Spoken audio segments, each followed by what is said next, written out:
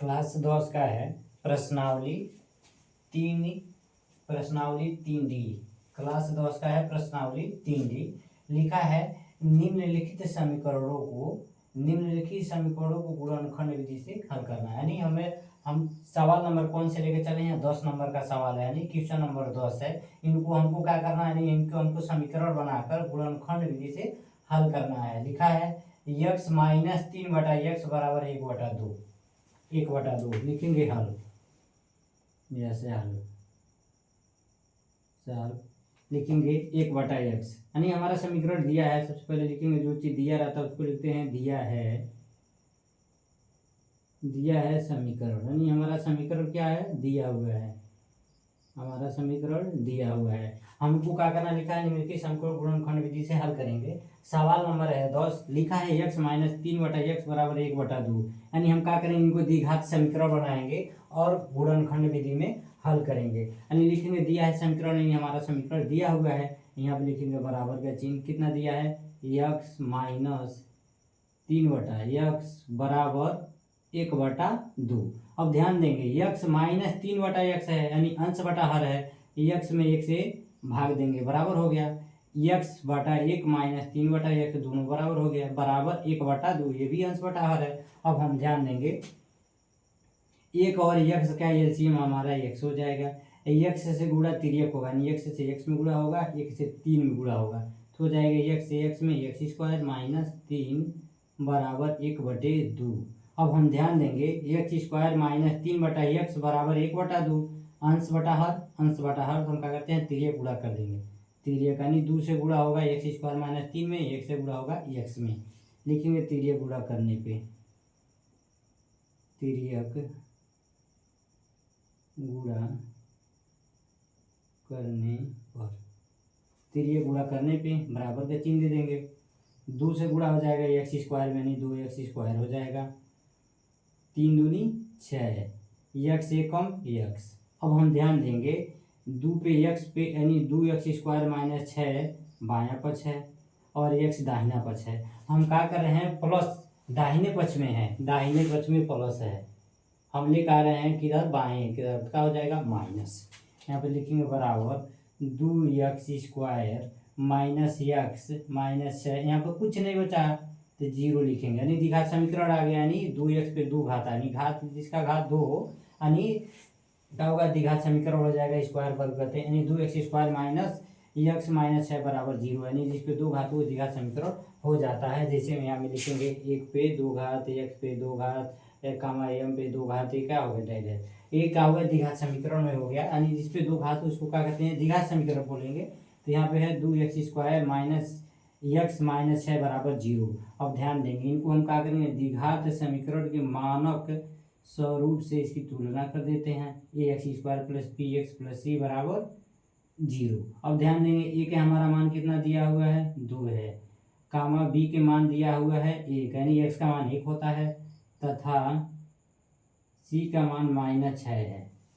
c का मान -6 है। गुणनखंड विधि में होता है, प्रथम संख्या से अंतिम संख्या में गुणा होता है। प्रथम संख्या हमारा a है, अंतिम संख्या c है। हम क्या करेंगे, प्रथम संख्या a गुणे अंतिम संख्या c, a के मान हमारा 2 है, c के मान है 6, गुणा करेंगे कितना हो जाएगा, 6 दूनी 12।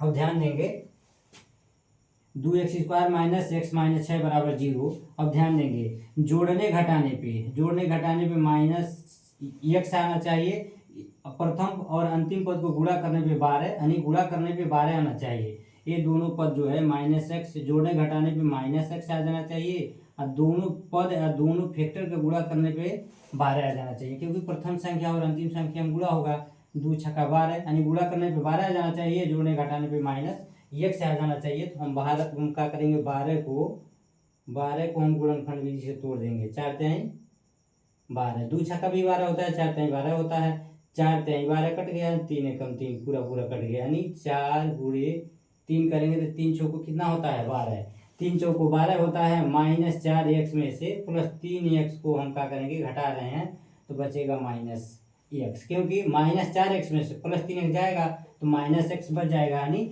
4 तिहाई 12x, 4 तिहाई 12 -4x में प्लस 3x घटाएंगे तो -x हो जाएगा। लिखेंगे बराबर 2x स्क्वायर माइनस 4x में से हम क्या कर रहे हैं 3x को घटा रहे हैं, -6 बराबर कितना हो जाएगा 0। अब हम ध्यान देंगे 2x स्क्वायर माइनस 4x को एक कोष्टक में बंद करेंगे, प्लस 3x माइनस 6 को एक कोष्टक में बंद करेंगे।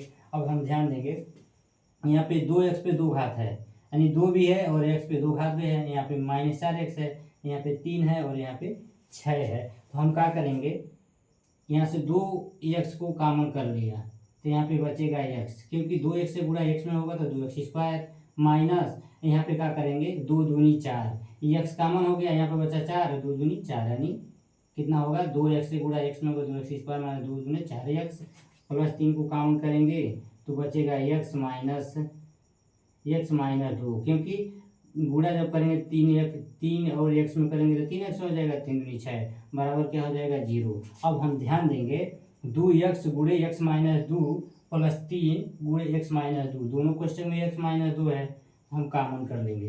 कॉमन करेंगे तो कितना बचेगा x माइनस 2 एक क्वेश्चन में बचेगा गुणे 2x प्लस 3 एक कोष्टक में बराबर, दोनों के बराबर यानी दोनों के मान 0 है। x माइनस 2 गुणे 2x प्लस 3 बराबर 0 यानी दोनों के मान 0 है। हम क्या करते हैं जो भी बचा हुआ सवाल है यहाँ पे हम लिखेंगे दोनों। यहाँ पे दिया हुआ है x माइनस 2 बराबर 0। अब ध्यान देंगे x माइनस 2 बायां पक्ष में है, माइनस में बायां में है, दाहिने में जाएगा तो क्या हो जाएगा प्लस, यानी x का मान हमारा कितना आ गया 2, x का मान 2 आ गया। यहाँ पे दिया है 2x प्लस 3 बराबर 0। अब हम ध्यान देंगे 2x प्लस 3 बायां पक्ष है, बायां पक्ष में प्लस है, दाहिने में जाएगा तो क्या हो जाएगा माइनस हो जाएगा, यानी 2x बराबर कितना हो जाएगा -3 हो जाएगा। अब ध्यान देंगे 2x बराबर -3 है, कोई चिन्ह नहीं है, गुणे का चिन्ह यानी 2 से -3 में भाग देंगे, यानी x बराबर आ गया -3 गुणे 1/2, अंश बटा हर है, अंश बटा हर करेंगे, अंश से अंश में गुणा होता है, 3 एकम 3 2 एकम 2, यानी एक x का मान आया है 2, एक x का मान आया 2, एक x का मान आया x बराबर -3। लिखेंगे अतः x बराबर 2 -3/2, यही हमारा आंसर हो जाता है।